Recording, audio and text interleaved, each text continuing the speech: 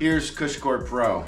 I know there's a new Cushcore Trail version, but I've always used Pro. I had this spare 27.5 Cushcore Pro left over from my previous bike. It's still good. In fact, it'll be easier to install than this brand new 29er Cushcore Pro for the front tire. I need to get the Cushcore and the tires into the sun. I just need to heat these up as much as possible before I attempt to install Cushcore. Now, I've installed Cushcore several times before. It has typically been difficult and it's been a struggle. I'm going to attempt to use the Cushcore Bead Bro tool for the first time ever today, as well as the Cushcore Bead Dropper tool. I think I've only attempted a double down Cushcore install once before, and it was horrible. What's even worse though than actually getting Cushcore installed in a double down tire is eventually trying to remove it. Because if you've ever tried to remove Cushcore, sometimes it's so difficult to separate the tire away from the rim after you've been running Cushcore for a couple seasons. It's incredibly hard to get the tire off. Sometimes I've had to cut a tire off. On the flip side, you can actually ride out a flat. I wouldn't necessarily want to do that in some place like Downeyville. If I flatted on Butcher all the way up and then had to ride down Butcher and Third Divide, I'd be going pretty slow. That's gonna be the challenge, to get these tires and this Cushcore heated up enough and pliable enough to hopefully have a easier time installing. Hopefully this Bead Bro and this Bead Dropper tool will also help me. Before, I didn't even use a garbage can, so this is a recent addition to my tool set. I just got this at Lowe's. One other thing I do is I remove the rotors before I install. In the past, I've taken the tire off of the garbage can, I've put it on the ground, which is why I have this padding, the jigsaw puzzle piece of flooring. In the heat of the moment, when you're really trying to get the Cushcore in, or you're trying to do serious work on a tire, especially like a thicker casing tire, sometimes absentmindedly you'll take the wheel off of the trash can and throw it on the ground. And before, I've accidentally scratched the hubcap. I scratched that on the cement before. That's never a good feeling, especially with a brand new wheel. So I'm gonna be very calculated, very careful in my approach to the Cushcore install. I have new tools. I'm gonna be re-watching YouTube videos before I do it. I'm gonna keep my laptop nearby and watch them as I do it. I'm gonna try and follow their instructions, because in the comments, a lot of those videos, folks have said they followed the instructions and it was a lot easier for them. So I'm really hoping at minimum, it will help reduce the difficulty that I am having with the thicker casing double down tire, and I hope that I can install this Cushcore. Sometimes you do get lucky too, and you get a Maxxis tire and a rim combo that works really well together and is just easier, I found. Really hoping that the install isn't too nightmarish. I do have a local shop nearby, Big Dave's. It's really good. So far I've had great luck at Big Dave's, but I'm already paying a lot for the bike, and I definitely want to try and save money where I can. I do a lot of my own repairs, mechanical work. I just haven't serviced suspension yet.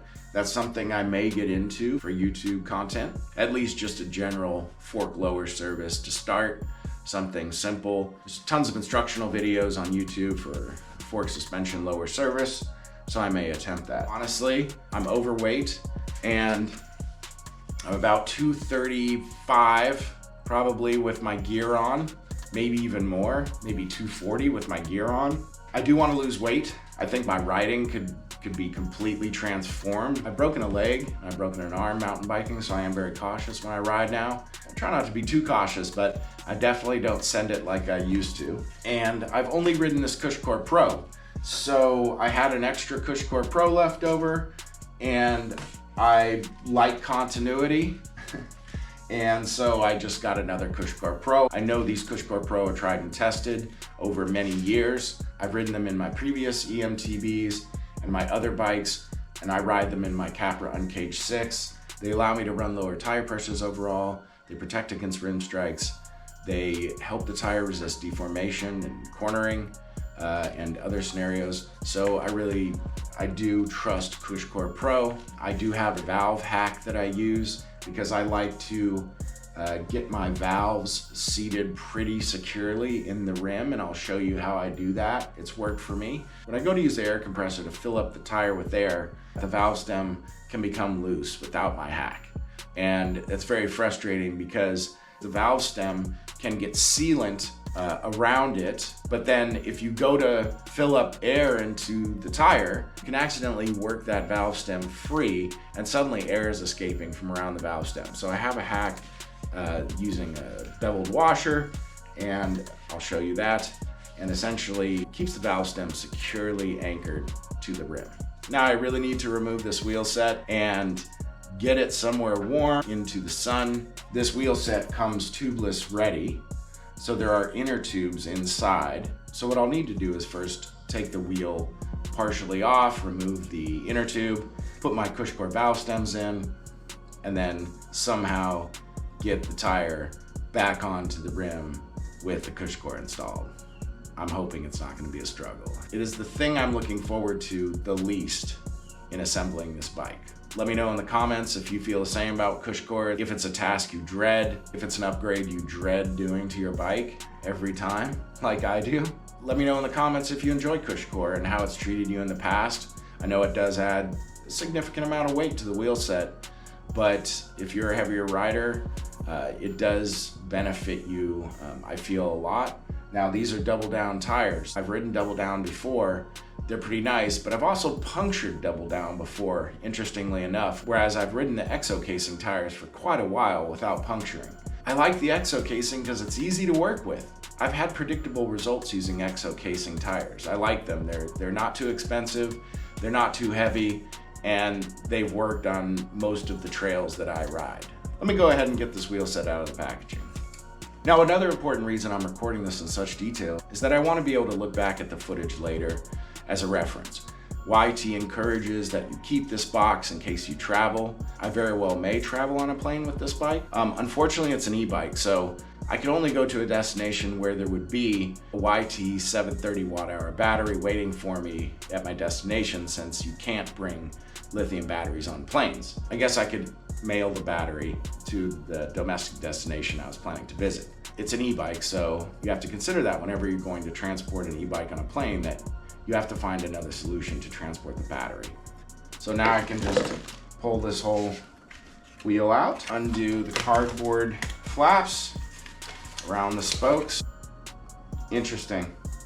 The little black metal cap for the rotor side of the hub came off. I use Pro X grease on my hubs and also underneath these bearing caps. This Pro X grease is really good. Little goes a long way. You can find it on Amazon, and I use this in my free hub. It does quiet the free hub a bit. I don't mind that. I almost wish I had Onyx hubs. This stuff's great. It's not as thick as Park Tool grease. Park Tool grease is a great all-around grease. Let me know in the comments what you use for grease. I'm gonna go ahead and take this front rotor off now before I do any more work on this wheel. The worst feeling is thinking that you've damaged the brand new rotor at all as you're working on the wheel. In the past, I've really avoided any disassembly of a bike as much as possible. It's much better and rewarding feeling to just assemble the bike and ride it. But as I found in the past, YT doesn't always put a lot of grease on parts. Certainly not as much grease as I would prefer. Since that cap is off the hub, it's not a bad idea to take this rotor off, apply some grease. If you've ever watched Sam Pilgrim videos, you know how crazy it is when he starts sanding his fork steer tube on the concrete, or when he's using a hammer to install his star nut inside of his fork steer tube. He's got so many bikes and he gets stuff for free from his sponsorships, so he can do all sorts of crazy stuff in his videos, while all of us who actually have to pay for these things tend to be more careful during install. So there's a 220 rotor on the front and a 200 mil rotor on the back. I can see the magnet, rotational magnet on the rear wheel for the Shimano system is on this back rotor. I really like this design. On a Commensal Meta Power 29 that I used to have, a 2018 model, it was on the spoke, and that was a horrible setup. Call me superstitious, but I just don't like the thought of using a drill for the rotor bolts for some reason. Okay, maybe I've tried it once. I always think of bike repairs kind of like surgery. I like repairing bikes and I like doing the work. If I could afford to just have a private mechanic do this for me, I totally would. A mechanic who I trusted to be as detail-oriented as myself. Then again, I'm also way too nitpicky and a bit of a perfectionist and OCD. A shop would be much less careful than I am though.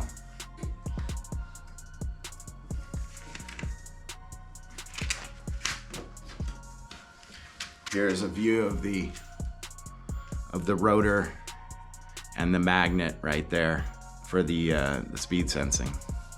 I was able to pull the cap off just by hand. There isn't much grease in there. A little dab will do you, I guess. I'll put some Pro X in there now that this rotor is safely removed. I'll just have to do this again anyway. It's winter and it's muddy. Now, since the rotor's been safely removed, I can also use this dirtier rag to get that residual grease off.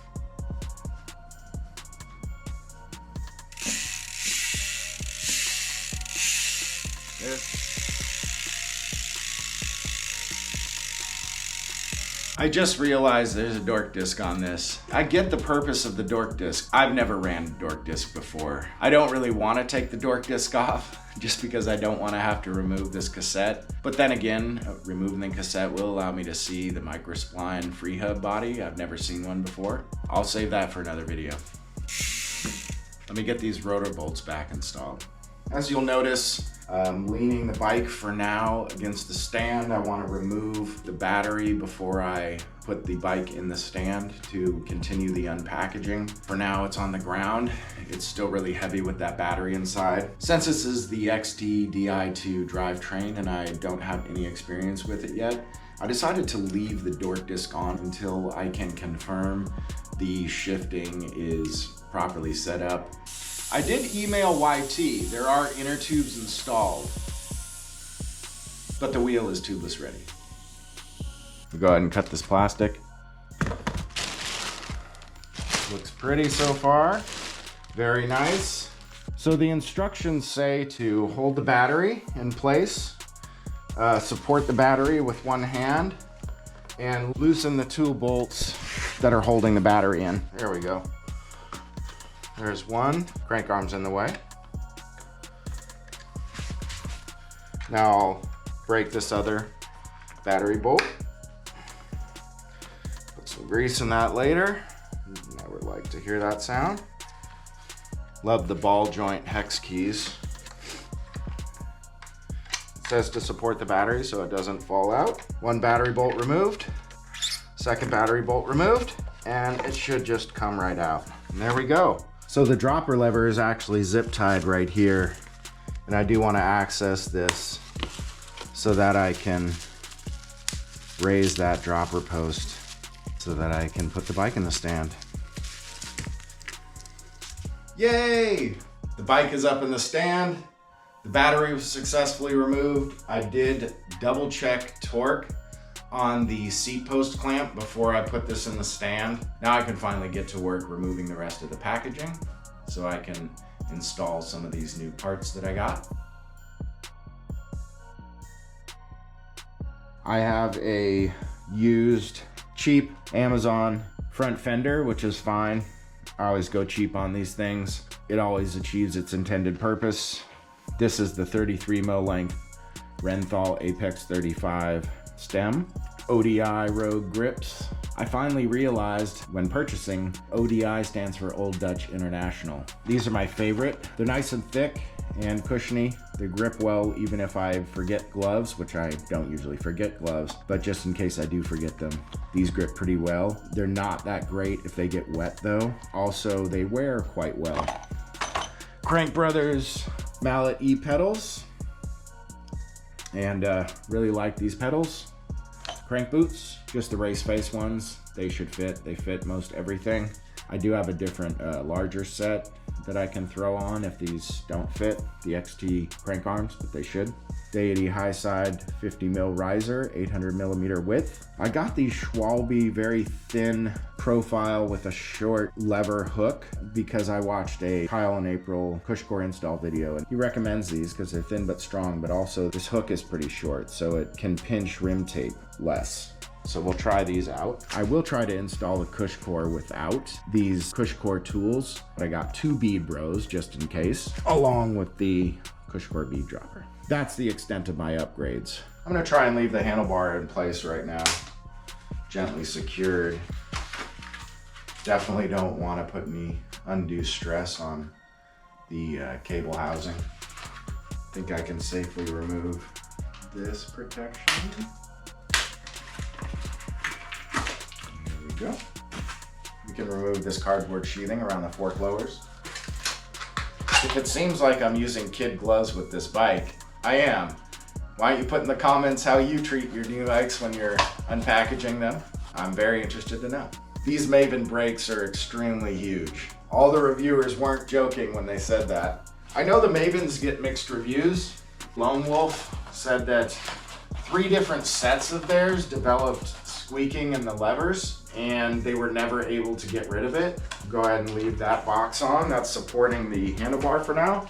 This YT Decoy is a XL. I am only 5'10 and a half, 5'11 on a good day. My Capra Uncaged 6 is an XL, and that has slightly longer reach numbers. This XL comes with a 200 millimeter dropper, but it is adjustable by, I believe, 5, 15, and 20 millimeters. I'm going to have to try and slam this post in the frame, which means that I will have to try and pull the cable housing for the dropper post out through the frame as I drop the post into the frame. But I may have to adjust the travel on this seat post, and I'm not opposed to that. Right now in my Capra XL, I am running the 170 millimeter reverb axis post.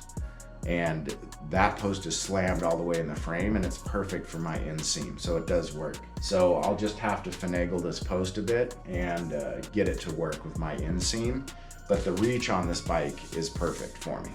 I'm gonna peer inside the battery compartment here with a flashlight and see what might be required to pull the seat post cable housing out as I lower the seat in the frame. It's secured by clips. There's a plastic clip closer to the motor and some rubber sheathing that the cable housing is going through by the motor. Then there's a clip that's glued to the inside of the carbon frame. Then there's a metal cable clamp higher up in the battery compartment, tightened by a hex screw. So I think all I need to do is release the cable from this plastic pinch clamp, slightly loosen this metal cable clamp higher up in the compartment, and as I drop the seat post, I'll pull on the cable housing, and that should work.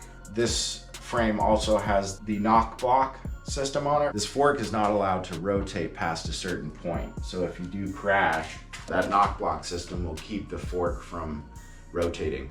I think actually Trek came out with that term first. I used to have an Orbea Wild 2020 that also had that type of headset. Unfortunately, it breaks the first time you crash and it gives way, and then it doesn't really work after that. So what I've done in the past, there's small rubber bumpers under this down tube.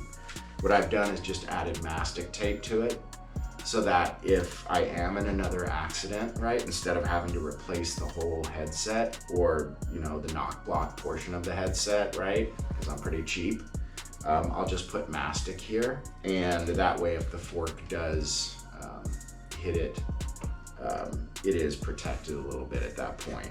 We'll have to see how this all goes after I ride the bike for a while. Move on to the rear packaging.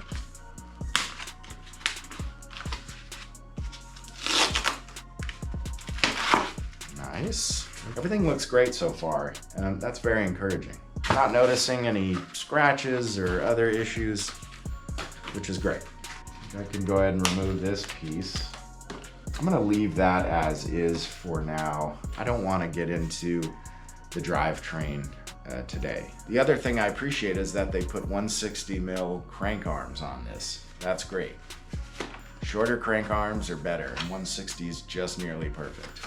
There's this foam inside the frame by the motor. It looks like it could collect a lot of dirt. I'm not a huge fan of that. I like to use a compressor to blow dust out away from seals and bearings and things like that as much as possible. This looks like it's gonna be a nightmare to collect dirt and debris over time, but we'll see. I'll have to monitor that. Gotta love the Fox Kashima coating.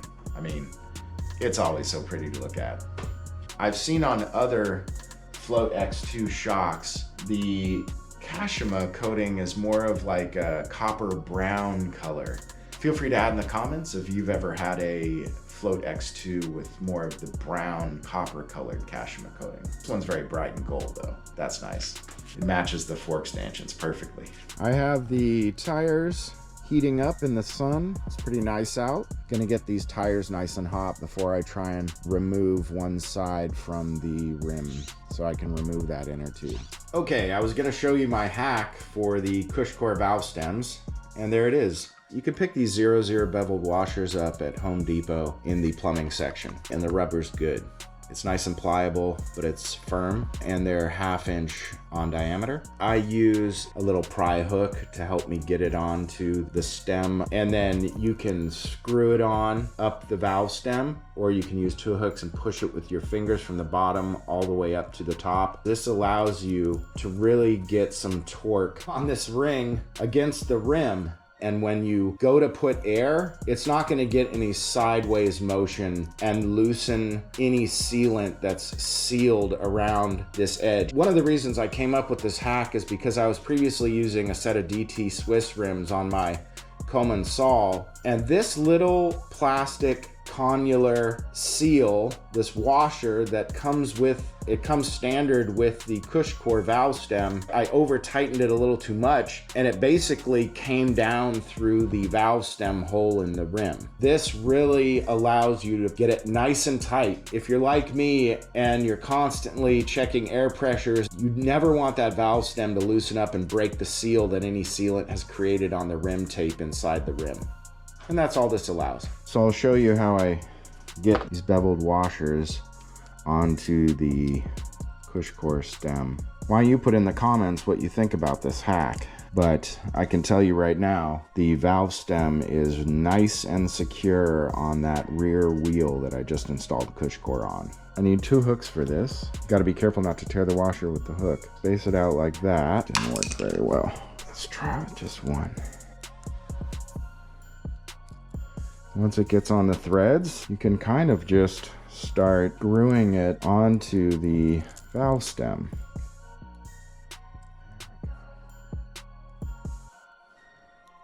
I need some leverage, so I put a hook through the hole at the bottom of the valve stem so I can get some leverage. Your fingers will slip a little. This little rubber washer here, it gets smashed and compressed when you tighten this beveled washer against the rim bed. However, these things are really durable, these rubber washers from Cushcore, and once you take off this beveled washer in the future, if you need to replace it for any reason, these things never are compromised, in my experience. I'm gonna back that out a little. I don't like the way that looks.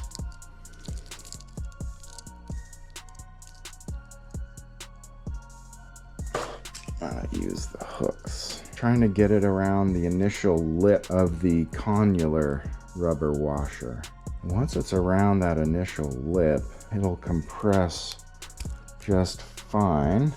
Again, it's going to smash this connular one as it gets tightened against the rim bed, but I'm telling you, it does a really good job of keeping the valve stem from experiencing lateral motion when you go to apply air, like an air compressor chuck. Let's go install this now in the rim. Now please, in the comments, feel free to let me know what you think of my hack. As you can see, it does sit higher than if you had just inserted this into the rim bed. But I've never found it to affect the spin of the tire really, or it has a negligible effect. I haven't noticed any sort of bad effect on the Cushcore from doing this. All right. Screw this on. I like to line up the holes perpendicular to the rim edge. And by the way, I did run my finger around the rim tape to make sure that the rim tape is acceptable. On the Cushcore video, they say orientation is not important, and there's even a hole on the top now. I used an old valve stem that does not include this bottom hole for the fluid to come out. I like these holes on the side of the valve stem to be pointed out and not parallel with the rim bed. Then I just draw a line on the valve stem so I know basically where those holes are. It's just a little detail that I use. I'm just gonna crank this down by hand first. And as you can see, that connular washer is compressing actually just fine. Everything's working great so far. It does stick up a little higher, so the Cushcore is going to be, on each hit, the Cushcore will be compressing into this, but it's closed cell foam and it's very durable. Next, I'll use some pliers, being careful not to hopefully scratch the rim, which I just did a little. I'll be more careful. This rim's gonna get a lot more scratched though. Doing a little Sam Pilgrim action here right now. He'd be proud of me. I just tighten this washer until I don't feel any more lateral play. It's very solid. There we go. It's almost there. If you try this, I promise you won't be sorry. You're never gonna accidentally put your air chuck on, and you know, some air chucks are really finicky, or you're not gonna put your air chuck on and have this move laterally on you and break the seal in here. It's pretty well smashed into the rim bed right now, and the beveled washer conforms really nicely in there. That's nice and tight right there. Okay, now I just take this and rotate this around a little bit so that the holes are perpendicular to the edge of the rim. That is super solid. Let's just try and do this pretty quickly here. On this old Cushcore Pro, I'm gonna attempt the way that Kyle and April do it. He does like a speed install under it's like 4 minutes or something. And he starts with only one side of the tire off. So these have been sitting in the sun, especially with new Cushcore. It's a little difficult to get the Cushcore around the rim like this with the tire on, but let's see if this works. If I can get it inside. I have done this before successfully. Okay, that's pretty good. Let's start from this edge.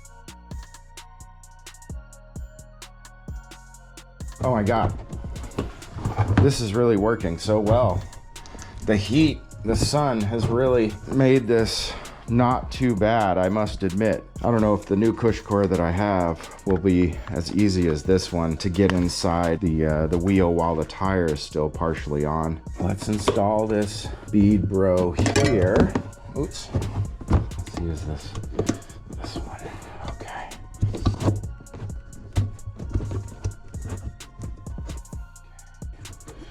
So that it doesn't slip off the rim. We can't return it. We did not get it on Amazon, and it's a Jensen. It would not make sense to get the UPS label to return it. Let's do what Kyle and April did. And let me just to make sure the bead doesn't slip off, right? Bam. Okay. Let's grab our Schwalbe tire levers. They have the very short hook so the tape doesn't get messed up. You know what I think I should do? Go ahead and try this too. Try and drop the bead. Yeah, there we go. There we go.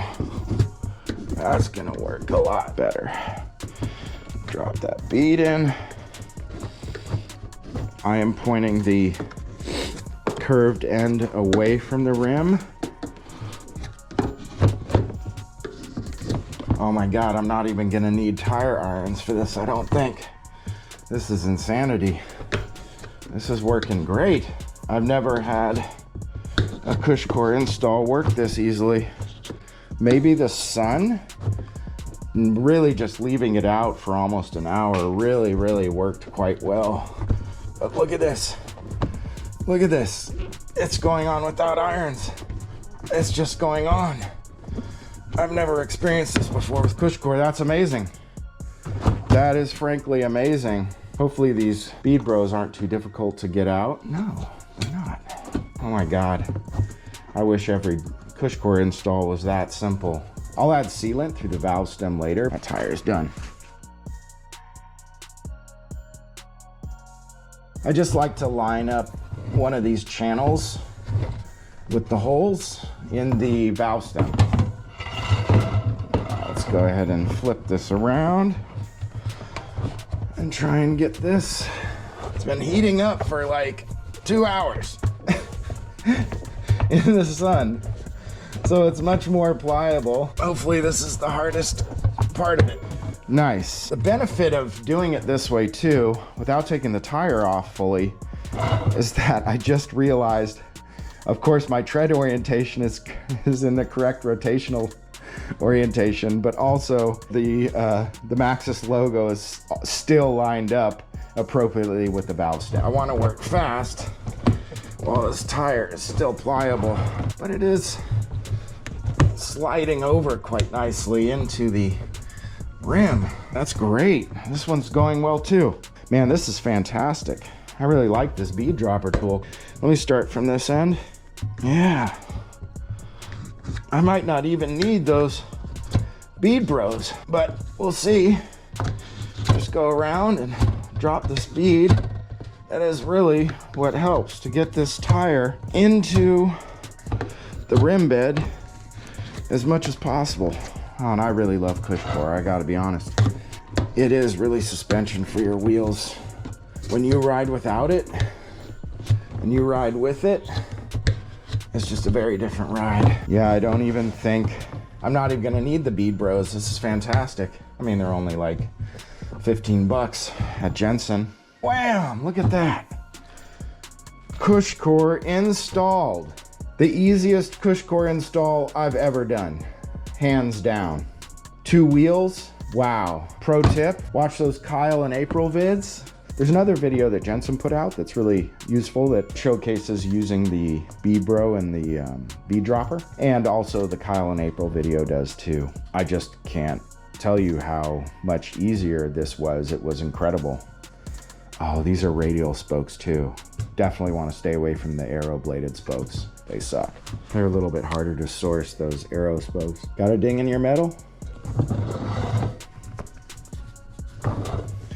Nothing a little Sharpie can't fix. Gonna get this bead seated, and then I'll open up the valve stem and squirt in some sealant.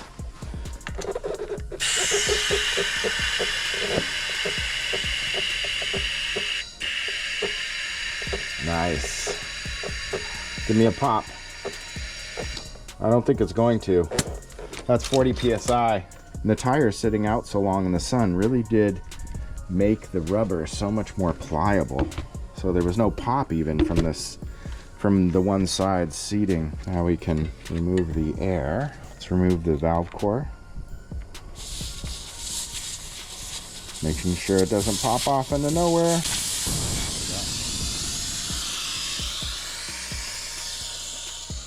All right, next tire.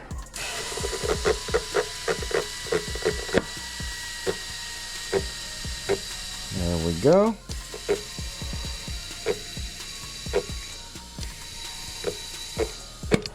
Cool, about 40 PSI. We should actually double check. I've had a tire blow off before. Now I also like to reuse these stands top off little tubes if I'm gonna be filling through the valve stem. Well, in the case of Cushcore, I like to use extra fluid, so I'll put in like a cup of fluid basically, and let me know in the comments how much fluid you like. These tubes work really well. You can start the wheel off sideways like this. You can also use these, squeeze them, and you can use them when you're taking a tire off to suck up the remaining sealant, so you can reuse sealant. They're really helpful with that as well. Rotate your tire so the valve stem is parallel to the ground a bit, and you won't lose any fluid when you connect this tube. And then you can rotate the wheel down a bit, and start squeezing fluid in. And for Cushcore, I like to put more sealant in, so I'll probably, I'll use 3 of these. For my own use, Stance has been a good product. Let me know in the comments what sealant you prefer. Make sure you shake the stands. I always drop a little fluid right here, so I'm trying not to do that. It's very easy to overfill this. If you're squeezing the stands cord at all and you release, more fluid comes out. That's pretty good for that. Screw on the tip so the valve stem's rotated up a little.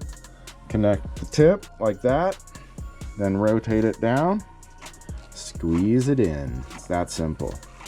Repeat like 3 times. That's how much fluid I would put minimum for a clean install. You want to make sure you don't come back in the morning and your tire is freaking flat. And then I'll be shaking this tire a lot and bouncing it and stuff to really get that fluid mixed up well. That's the other thing about Cushcore is I feel it doesn't allow the sealant to cover the inside of the tire as well if there were no Cushcore. So that's why I put extra sealant in there, because the sealant is also coating the Cushcore and sticking to the Cushcore. I'm overcompensating with more sealant so that it has enough coverage inside the whole tire to help seal the tire.